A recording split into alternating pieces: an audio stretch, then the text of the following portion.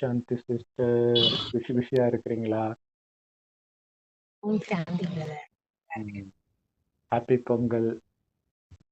So Pongal அப்படின்னோடனே உங்களுக்கு என்ன ஞாபகம் வருது?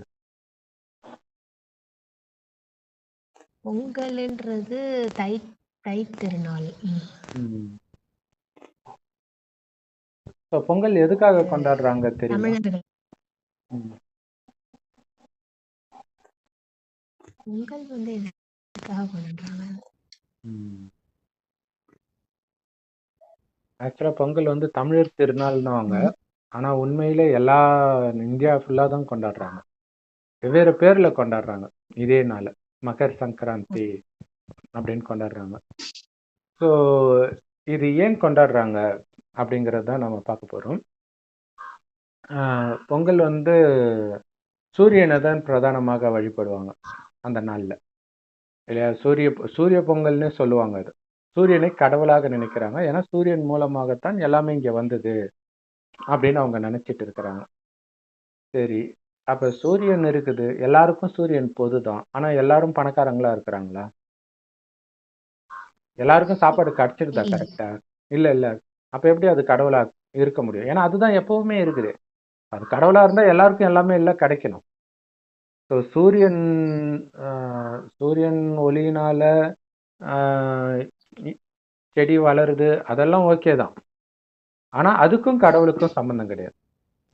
ஏன்னா இந்த சூரியன் மட்டுமே இருந்து மழையே பெய்யலன்னா என்ன ஆகும்? அல்லது சூரியன் இல்லாமல் மழை மட்டும் இருந்து கூட என்ன ஆகும்? எல்லாமே சரி விகிதத்துல வரும்போது தான் அது கரெக்டா இருக்கும் இல்லையா? எத்தனை இடங்கள் வந்து இப்ப அமெரிக்கா பத்தி எரியறது காரணமே மழை இல்லாததுனால. இந்த சூரியன் ஒரு காரணம், அது காஞ்சி போனதுக்கு. அதனால ஜடப்பொருள் கடவுள் கிடையாது. கடவுள் உயிரோட்டமானவர். கடவுளுக்கு தான் அந்த பண்டிகை. ஆனா அந்த கடவுள் சூரியன் கிடையாது. கடவுளை சூரியனோட ஒப்பிடுறாங்க. ஏன் ஒப்பிடுறாங்க அப்படின்னா, சூரியன் வந்து தன்னிச்சையாக ஒளி கொடுக்கக்கூடியது.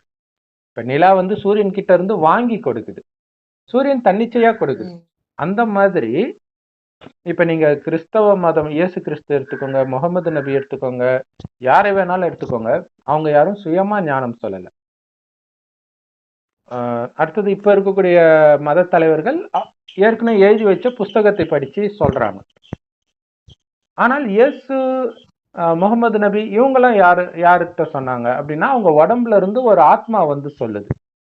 இப்ப இயேசு உடம்புல ஒரு பரிசுத்த ஆவி வந்து சொல்லுது, அதை கிறிஸ்துன்னு சொல்றோம். முகமது நபி உடம்புல ஜிப்ரேல்ன்ற ஒரு பரிசுத்த ஆவி வந்து சொல்லுது. ஆனால் இந்த ஆத்மா யாரு? பரிசுத்த ஆவினா என்ன அர்த்தம்னா, கடவுள் இருக்கிற இடம் செம்பன் நிறமான ஒளி உலகம். இதுல கடவுள் நட்சத்திரமா இருக்கார். ஆத்மாக்களாகிய நாம எல்லோருமே இங்கிருந்து தான் இந்த பூமிக்கு வரும்போது முதல்ல சொர்க்கமாக இருக்கும். அது 2500 வருஷம் கழிச்சு நரகமாகுது.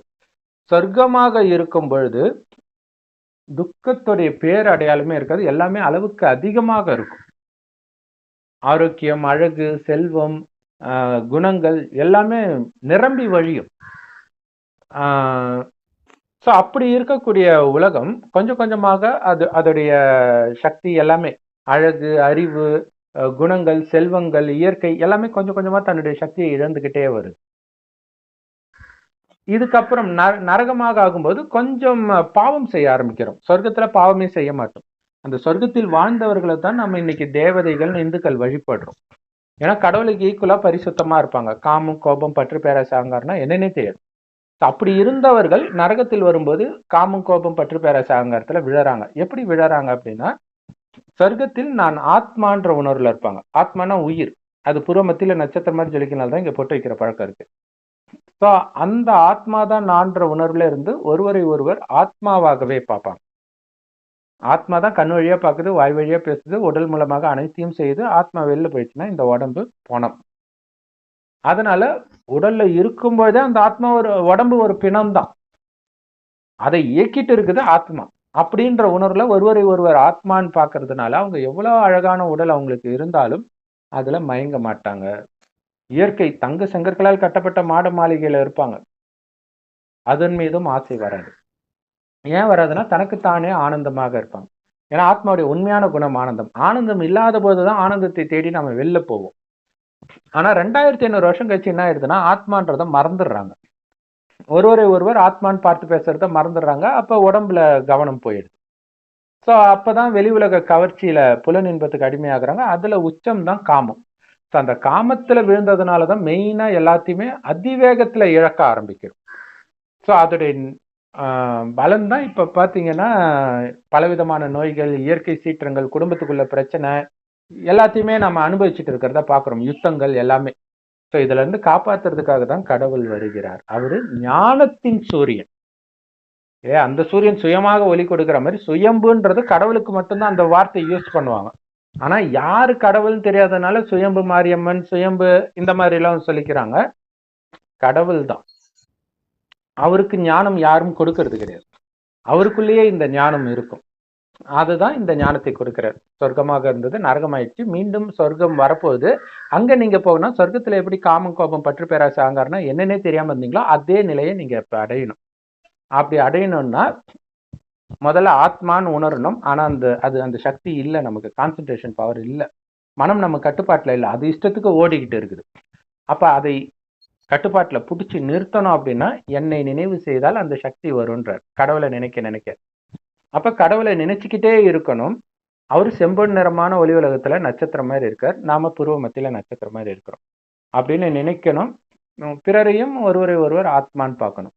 அடுத்தது இறைவன் கொடுக்கிற ஞானம் முரளின்னு சொல்லுவோம். எல்லா பிரம்மகுமாரிகள் ராஜயோக தியான நிலையத்திலும் முற்றிலும் இலவசமாக கிடைக்குது. யூடியூப் வெப்சைட்லயும் அது இருக்கு. அதோட லிங்க் இந்த வீடியோக்கு டிஸ்கிரிப்ஷன்ல கொடுக்குறோம். அதை அவசியம் பாருங்கள். ஸோ இப்போ என்ன ஆகுன்னா, இறைவனை நினைக்க நினைக்க ஆத்மாவுக்கு சக்தி வரும். கூடவே இறைவன் கொடுக்குற ஞானத்தை கேட்கணும். அதை முரளின்னு சொல்லுவோம். எல்லா பிரம்மகுமாரிகள் ராஜயோக தியான நிலையத்தில் முற்றிலும் இலவசமாக கிடைக்குது. யூடியூப் வெப்சைட்ல இருக்கு. ஸோ அதோட லிங்க் இந்த வீடியோக்கு டிஸ்கிரிப்ஷனில் கொடுக்குறோம். அதை அவசியம் பார்த்து பயன்பெறுங்கள். ஸோ இறைவனை நினைவு செஞ்சுக்கிட்டே இருக்கணும். இதுதான் சாரம். எனக்கு உடம்பு இருக்குதுன்றதே மறந்துடணும். மறந்து இறைவனை செவ்வானத்தில் நட்சத்திரம் மாதிரி நினைவு பண்ணிக்கிட்டே இருக்கணும். எந்த அளவுக்கு நினைக்கிறீங்களோ அந்த அளவுக்கு வெளியில இருந்து உங்களுடைய புத்தி விலகும். நீங்களாகவே வெளி உலகத்து விஷயத்துல இருந்து புத்தியை நீக்கணும் ஃபர்ஸ்ட், வலுக்கட்டாயமாக. அப்படியே இறைவனே நினைக்கணும். நினைக்க நினைக்க ஒரு டைமுக்கு அப்புறம் தானாகவே வெளியில உங்களுக்கு இன்ட்ரெஸ்ட் போகாது எந்த விஷயத்திலுமே. அப்படி காமம், கோபம், பற்று, பேராசை, அகங்காரம் முற்றிலும் வெல்லணும். ஏன்னா சொர்க்கத்தில் காமம், கோபம், பற்று, பேராசை, அகங்காரம்னா என்னன்னே தெரியாது. அப்ப எப்படி குழந்தை பிறக்கணும்னா, கணவனும் மனைவி நமக்கு ஒரு வாரிசு வேணும்னு நினைக்கும் போது மனைவி கர்ப்பம் அடைவார். மற்றபடி காமத்தினால கிடையாது. அதனாலதான் அவங்கள நாம கோயில் கட்டி கும்பிடுறோம். அவ்வளவு பரிசுத்தமாக இருந்தது வேற யாரும் இல்லை, நீங்க தான்னு கடவுள் சொல்றதுக்கு தான் வந்திருக்கிறேன். அந்த பரிசுத்த தன்மையை இப்ப நீங்க எழுப்பணும்னா என் ஒருவனை மட்டும் நினைவு செய்யுங்க. ஒரு கணவனையே மனைவி நினைவு செஞ்சுட்டு இருக்கிற மாதிரி நாம இறைவனை நினைவு பண்ணிக்கிட்டே இருக்கணும். ஒரு மனைவிக்கு கணவன் தான் உலகம். அந்த மாதிரி இறைவனையே நாம நினைக்க நினைக்க ஆத்மாவுக்குள்ள அந்த சக்தி நிரம்பும். அப்படிங்கிற ரகசியம் கடவுள்கிட்ட மட்டுமே தெரியும். அவர் மட்டுமே இப்ப சொல்றார் கடைசியில. ஸோ கடவுள் யாருன்னு தெரியாதனால கடைசியில இயேசு கிறிஸ்து வருவாரு, கல்கி பகவான் வருவார் அப்படின்னு ஒவ்வொரு மதத்திலையும் சொல்லிட்டாங்க. கடவுள் ஒருத்தர் தான் எல்லா மதத்துக்குமே. அவரை தான் அல்லா பரமபிதான்னு சொல்றாங்க. இந்த சிவபெருமானை தான். அவர் இந்த ஞானத்தை கொடுக்கிறார். இப்ப இந்த ஞானத்தை பெற்று யாரெல்லாம் காம, கோபம், பற்று, பேராசை, அகங்காரத்தை வெல்றோமோ அவங்களாம் சொர்க்கத்துக்கு போகும். எந்த அளவுக்கு பக்காவா வெல்றோமோ அந்த அளவுக்கு உயர்ந்த பதவி, ஸ்ரீ நாராயணன் பதவியும் அடையலாம். அதுதான் உயர்ந்த பதவி சொர்க்கத்துல. இப்ப சொர்க்கத்துல யாரும் சாமி கும்பிட மாட்டாங்க, எந்த மதமும் இருக்காது. ஏன்னா அங்க ஆனந்தமே ஆனந்தம். ஒரு சின்ன தலைவலி கூட இருக்கு, எந்த விதமான துக்கமும் இருக்காது. குழந்தை பிறக்கும் போது சிரிச்சுட்டு தான் பிறக்கும், இறக்கும் போதும் ஆனந்தமாக தான் இருப்போம். ஏன்னா உடல்ன்ற உணர்வு கிடையாது, ஆத்மான்ற உணர்வுல தான் இருக்க போறோம். உடல் உணர்வு வரும்போதுதான் உடலுக்கு தானே மரணம். ஆனால் அந்த துக்கத்திற்கான விஷயமே கிடையாது. இது இல்லாம சிங்கமும் பசுவும் ஒன்னா தண்ணி குடிக்கும், சிங்கம் கூட இன்னொரு விலங்கை சாப்பிடணுன்ற எண்ணம் இருக்காது. ஸோ அந்த மாதிரி உலகத்திற்கு இப்ப நாம போக போறோம். ஸோ அந்த மாதிரி உலகத்துக்கு இப்ப நீங்க போகணும் அப்படின்னா அந்த சொர்க்கம் எப்படி இருக்கும்ன்றதெல்லாம் இறைவன் தினம் தினம் முரளியில சொல்லிட்டு இருப்பார். அது எல்லா பிரம்மகுமாரிகள் ராஜயோக தியான நிலையத்திலும் இருக்கும். அதோடைய லிங்க் இந்த வீடியோ டிஸ்கிரிப்ஷன்ல கொடுக்குறோம். யூடியூப் வெப்சைட்ஸ்லாம் இருக்கு, அதெல்லாம் நீங்க பார்த்து பயன்பெறலாம். இப்ப என்னன்னா, இப்ப கடவுள் கொடுக்குற ஞானம், இங்க மதம் இருக்காது, இறைவன் கொடுக்குற ஞானமும் இருக்காது, மறந்துடுவோம். அடுத்த ஜென்மத்துல கடவுளும் இங்க வரமாட்டார் சொர்க்கத்துக்கு. உலகம் அழியும்போது எல்லா ஆத்மாவும் மேல போயிடும். யாரெல்லாம் சொர்க்கத்திற்கு வருவதற்கு தகுதி அடைஞ்சிருக்கோமோ, ஃபுல் ஆத்ம உணர்வுல இருக்குமோ அவங்க தான் இங்க வருவாங்க. மற்றவர்கள் மேலே இருப்பாங்க. அடுத்தது இதே பூமி 2500 வருஷம் கழிச்சு நரகம் ஆகும்போது தான் மேல இருந்து கீழே வருவாங்க. சரி, இப்ப இங்க கீழே வரும்போது தான் மதங்கள் வருது. இப்ப உதாரணத்துக்கு கிறிஸ்து ஆத்மா வராருன்னா என்ன ஆகுனா, உலகம் அழியும் போது எல்லாருமே இந்த ஞானத்தை எடுத்தாதான் மேல போக முடியும். இறைவன் இருக்கிற இடத்தை நினைத்தால்தான் ஆத்மா மேலே போகும். அப்ப எந்த மதத்தை சார்ந்தவர்களா இருந்தாலும் பிரம்மகுமாரிகள் மூலமாக கடவுள் கொடுக்குற இந்த ஞானத்தை கேட்டே ஆகணும். இப்பயே கேட்டா நல்லது. கடைசியில உலகம் அழியும் போது எல்லாம் குடும்பத்தை எல்லாம் இழந்து ஏற்கனவே துக்கத்தின் உச்சத்துல இருப்பாங்க. அப்புறம் எப்படி இறைவனை நினைக்கிறது? அப்ப இறைவனை நினைவு செஞ்சுக்கிட்டே இருக்கணும் இப்பவே. அப்படிங்கிற ஞானத்தை இப்ப கிறிஸ்துவும் எல்லாருமே இப்ப மறுஜன்ம எடுத்து இங்கதான் இருப்பாங்க. கிருஷ்ணரா இருக்கட்டும், கிறிஸ்துவா இருக்கட்டும், நபியா இருக்கட்டும், அவங்க யாருன்றதை அவங்களே மறந்துடுவாங்க. ஸோ இப்ப இந்த ஞானத்தை எடுத்துக்கிட்டாங்களா, எடுத்த உடனே அவங்களுக்கு ஏற்கனவே தனக்கு தெரிந்ததை மற்றவர்களுக்கு கொடுக்கிற சமஸ்காரம் இருக்கும், குணம் இருக்கும். ஆனா அவங்க கடைசி நேரத்துல எடுக்கிறதுனால உலகம் அதுக்குள்ள அழிய ஆரம்பிச்சிடும். ஸோ கொடுக்கணுன்ற அந்த ஆசையோடவே போறதுனால அவங்க ஆசை எப்ப நிறைவேற்றப்படுதுன்னா, மறுபடியும் இந்த பூமி எப்ப நரகமாகுதோ, அந்தந்த மதங்கள் எப்ப தோணணும்னு இருக்குதோ அந்த நேரம் தான் அந்த ஆத்மா வரும், வந்து அந்த ஞானத்தை கொடுக்குது. ஆனா அந்த ஞானம் உண்மையிலே யாருடைய ஞானம்? கடவுள் இப்ப கொடுக்குற ஞானம். பூமியில வந்து கொடுத்த ஞானம் மேல கொடுக்கறது கிடையாது. மேல கடவுளும் பேச மாட்டார், நம்மளும் பேச மாட்டார். ஏன்னா 2 பேருக்கும் உடம்பு கிடையாது. கடைசி 1 வருடம் ஒரு வயோதிகர் உடல்ல வந்துதான் இறைவன் ஞானத்தை கொடுக்குறாரு. அவரே பேசினாலும் உடல் தேவை. ஸோ இங்க கீழே வந்து எடுத்துட்டு போன ஞானம் தான் அது. ஸோ அப்ப கடவுள் எடுத்த ஞானத்தை கொஞ்சம் தான் கொடுக்க முடியும். ஏன்னா அவங்க ஃபுல்லா புரிஞ்சுக்கவும் மாட்டாங்க, ஃபுல்லா ஞாபகமும் இருக்காது. ஸோ அதனால அவங்களுடைய மதத்துடைய விஷயமும் இதுவும் கலந்து, மனித வழியும் கடவுளுடைய வழியும் கலந்து கொடுப்பாங்க. ஆனால் கடவுள் ஞான சூரியன், அவருடைய ஞானம் தான் கலப்படம் இல்லாமல் இருக்கும். இது மாதிரி எங்கேயாவது கேள்விப்பட்டீங்களா? நீங்க தான் சொர்க்கத்தின் தேவதையா இருந்தீங்க, லக்ஷ்மி நாராயணன், ராமர், சீதை இப்படியெல்லாம் நீங்க தான் இருந்தீங்க, மீண்டும் அதை அடையிறதுக்கு அவங்க எப்படி காமம் கோபம் இல்லாமல் இருந்தார்களோ அதே மாதிரி நீங்க ஆகணும், அதற்கான சக்தி உங்களை ஆத்மான்னு உணர்ந்து என்னை நினைவு செய்வதனால கிடைக்கும் அப்படின்னு சொல்றாரு. ஸோ கடவுள் எப்படி இருக்கிறாருன்ற வழி வந்து இறைவன் சொன்னாதான் நமக்கு கிடைக்கும். ஓகேங்களா? ஸோ அதைத்தான் இப்ப கொடுக்குறாரு. அந்த ஞானத்தை நாம மற்றவர்களுக்கு கொடுத்துக்கிட்டு இருக்கிறோம். எந்த அளவுக்கு நீங்க ஞானத்தை மற்றவர்களுக்கு கொடுத்து உங்களுக்கு சமமாக்குறீங்களோ அந்த அளவுக்கு சொர்க்கத்தில் உயர்ந்த பதவியை அடைவீங்க. ஆனால் இந்த ஞானத்துக்கு சொந்தக்காரர் சிவபெருமான். அவரு கொடுத்த ஞானத்தினால தூய்மை ஆனதுனாலதான் அந்த சொர்க்கத்தில் அனைத்தும் நிரம்பி வழிகிற சொர்க்கத்துக்கு போறோம். இதுதான் அங்க பொங்கலை பொங்க விடுறதுடைய காரணம் என்ன? அங்க நிரம்பி வழியும் எல்லாமே. சோ அந்த இடத்திற்கு நாம போறதுக்கு காரணம் யாரு? ஞானத்தின் சூரியனாகிய சிவத்தந்தை. சோ அவரை நினைக்கிறதுக்கு கடவுள் யாருன்னு தெரியாதனால இந்த சூரியனை வந்து வணங்குறாங்க. இந்த சூரியனை பார்த்துக்கிட்டே இருந்தா உங்களுக்கு வந்து கிடைச்சிடுமா என்ன?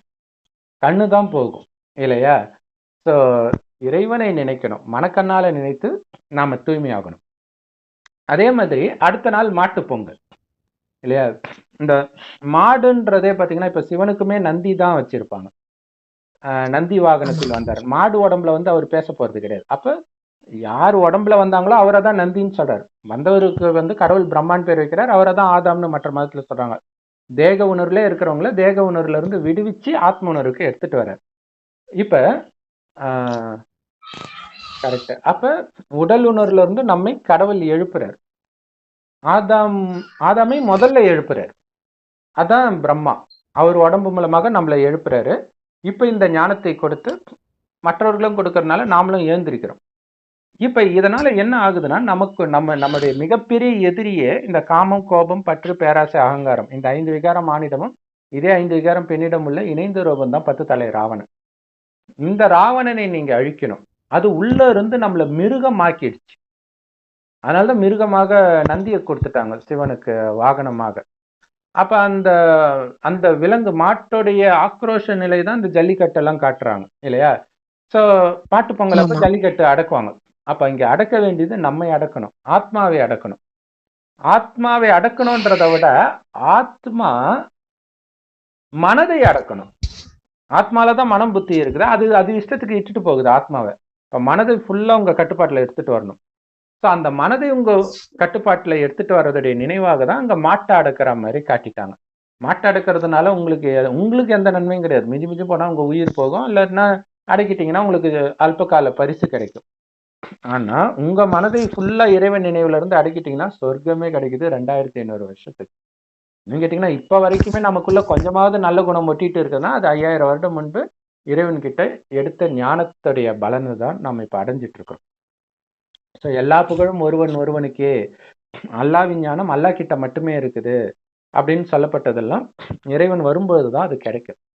அது இப்பதான் கிடைக்குது. இறைவனை தான் அல்லாஹ் பரமபிதா சிவன் சொல்றது. கடவுள் ஒருத்தர் தான். ஸோ அவரை நட்சத்திரம் மாதிரி நினைங்க, உங்களை நட்சத்திரம்னு நினைச்சு நினைங்க. இவ்வளவுதான் இறைவன் கொடுக்கிற ஞானம்.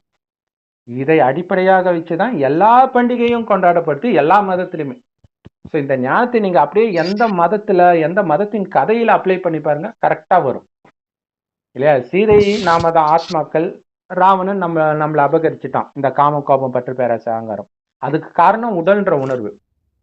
அந்த உடல் உணர்வை முற்றிலும் அழித்து ஆத்ம உணர்வுல வந்துட்டீங்கன்னா, ஒரு ஆத்மா இன்னொரு ஆத்மா, அதாவது ஒரு நட்சத்திரம் இன்னொரு நட்சத்திரத்தை பார்த்தா எப்படி காமம் வரும் இல்லையா? அந்த ஆத்மாவில் புண்ணியத்தை நிரப்பிக்கணும். அதுக்கு இறைவனை நினைவு செய்ய செய்யதான் இந்த பாவம், அதாவது பழைய இந்த குணங்கள் எல்லாம் நம்ம விட்டு போகும். ஸோ அந்த குணம் போகணும். அதுக்கு இறைவனுடைய ஞானத்தை கேட்டுக்கிட்டே இருக்கணும், இறைவன் நினைவிலே இருக்கணும். இவ்வளவுதான். இதுலயே நீங்க பிஸியா இருக்கும்போது இந்த ஞானத்தை மற்றவர்கள் கொடுக்க கொடுக்க வர ஆனந்தம் வரும் பொழுது ஆனந்தத்தை தேடி நீங்க வெளில போக மாட்டீங்க. இது எல்லோருக்குமே தேவையான ஞானம். ஏன்னா இன்னைக்கு துக்கம் திரும்ப திரும்ப எனக்கு துக்கமே இல்லைன்னு யாருமே சொல்ல முடியாது இல்லையா? அமெரிக்கா நம்பர் 1 நாடே பத்திட்டு எரியுது. எந்த நேரம் வேணாலும் எது வேணாலும் நடக்கும். இயற்கை சீற்றம் அங்கங்க வந்துட்டு இருக்குது. நீங்க இறைவனை மட்டும் பிடிச்சிக்கிட்டே இருங்க. உங்களுக்கு அந்த ஆனந்தத்தில் சுத்தி என்ன நடக்குதுன்னே தெரியாது. உங்க மனநிலை சதா ஆனந்தமாக இருக்கும். அப்படியே ஆனந்தத்தோட சரீரத்தை விடுறவங்க தான் ஆனந்தமயமான சொர்க்கத்துக்கு போக முடியும். அந்த ஆனந்தமான உலகத்துல விஷ்ணு இருக்கிறனால தான் ஒரு பார்க்கடலா ஹாயா படுத்துட்டு இருக்கிறார். அப்படின்னா அங்க கடல் மேல படுத்துட்டு இருக்க மாட்டார். இது விஷக்கடலா இருக்குது கலியுகம். இதுக்கு ஆப்போசிட் அது பார்க்கடல்னு ஒரு ஒப்பிட்டு சொல்றாங்க, அவ்வளவுதான். இவ்வளவுதான் உண்மையில அந்த பொங்கல் மற்றும் மாட்டு பொங்கலுக்கான உண்மையான அர்த்தம். அதே மாதிரி சில ஊர்கள் ஆற்று திருவிழாலும் கொண்டாடுவாங்க. அங்க சுத்தி இருக்கிற ஊர்ல இருக்கிற கோயில்ல இருக்கிற மூலவர் உற்சவர் எல்லாம் எடுத்துட்டு வந்து அந்த ஆத்து தண்ணியில குளிப்பாட்டுவாங்க. ஸோ கடல் இருக்கிற இடத்துல கடலுக்கு போவாங்க. ஞானத்தின் கடலாக இறைவன் இருக்கிறாரு. ஞானத்தின் ஆறு தான் நாம, ஞான நதிகள். கடல்ல இருந்து வர மழையில தானே நதி தண்ணி உருவாகுது. அப்படி உருவாகிற இந்த நதி இறைவனை சந்திக்கிற யுகம் இந்த கடைசி 100 வருடம். அதை சங்கம யுகம் சொல்லுவோம். இதோடைய நினைவு தான் இன்னைக்கு கோலாகலமாக மகா கும்பமேளா பிரயாகராஜில கொண்டாடுறாங்க. ஸோ எல்லாமே பார்த்தீங்கன்னா இதை வைத்து தான் நடக்குது. அதே மாதிரி முஸ்லீம் மதத்தில் பார்த்தீங்கன்னா ஒரு பண்டிகைக்கு வந்து பக்ரீதுன்னு நினைக்கிறேன், தன்னுடைய மகனையே கொலை பண்றதுக்கு கடவுள் சொல்றாரு, பலி கொடுக்க சொல்றாரு. இப்ராஹிம் வெட்ட போறாரு, அதுக்கப்புறம் தடுத்துறாரு, அது வேற விஷயம். ஆனா சொன்ன உடனே கேட்கிறாரு பாருங்க. அப்படின்னா என்ன? பற்றை விட சொல்றாரு. கடவுள் யாரையும் கொலை பண்ண சொல்ல போறது இல்லை. பற்றை விடுங்க, ஏன்னா எல்லாமே உங்களை விட்டு போற ஸ்டேஜில் இருக்கிறீங்க. நீங்க எந்த அளவுக்கு பிடிச்சி வச்சுக்கிறீங்களோ அந்த அளவுக்கு உங்களுக்கு தான் துக்கம். எந்த அளவுக்கு யாருமே இல்லையோ அந்த அளவுக்கு நிம்மதியா இருப்பீங்க. ஆனா இந்த உலகம் உங்களை எப்படி நம்ப வைக்குதுன்னா, ஐயோ உனக்கு யாருமே இல்லை பாரு அப்படின்னு நம்ப வைக்க. யாருமே இல்லைன்னு நம்ம சந்தோஷம் இல்லை படணும். ஒரு 4 குழந்தை, மனைவி, இவங்களை நம்ம உயிர் போறது கூட நிம்மதியா போகுது. ஐயோ இவங்களை அனாதையா விட்டு போறோமேன்னு துடிச்சிட்டு இருப்போம். இப்ப நமக்கு யாருமே இல்லைன்னா பிரச்சனை இல்லை. ஸோ அதனால கடவுள் சொல்றாரு, என்னை தவிர யாரும் உன்னுடையவர்கள் கிடையாது. குடும்பத்துல இருக்கிறவங்கள பார்த்துக்க, அது உன்னுடைய கடமை. கல்யாணம் ஆகலான்னா குடும்பத்தையே உருவாக்காத, சந்தோஷமா இருக்கலான்ற மொத்தத்துல இறைவன் நினைவுல ஒட்டுமொத்த உலகமும் உன்னுடைய குடும்பம் தான். எல்லா சகோதரர்களுக்கும் இந்த ஞானத்தை கொடுத்து நீ காப்பாத்து அப்படின்னு சொல்ற. அவர் ஞான சூரியன், நாம் அவர்கிட்ட இருந்து ஒளியை வாங்கி கொடுக்கக்கூடிய ஞான சந்திரன்கள். ஆனா மகிமை சூரியனுக்கு மட்டும்தான். சூரியன் இல்லைன்னா சந்திரன் ஒரு கல், அவ்வளவுதான். அதனால எந்த வெளிச்சம் எதுவுமே கிடைக்க போறது கிடையாது. சரி, ஓகே சிஸ்டர். ஓம் சாந்தி. எல்லோருக்கும் இனிய பொங்கல் நல்வாழ்த்துக்கள். ஓம் சாந்தி சிஸ்டர். ஓம் சாந்தி.